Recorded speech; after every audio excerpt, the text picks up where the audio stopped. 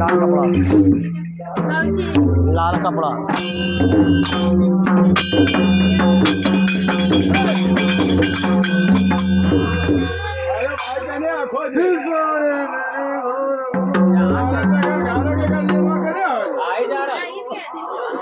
बाबा ना रुसा लाखो काट्याला लाखो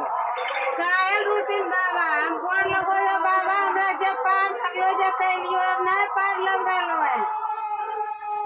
2 साल 3 साल से पुतू बेटा बेटी में सब में परेशान ही हो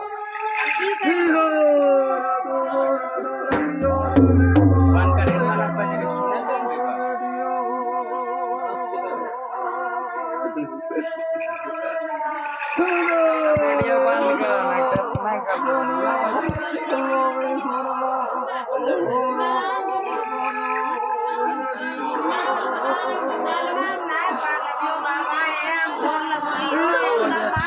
बाबा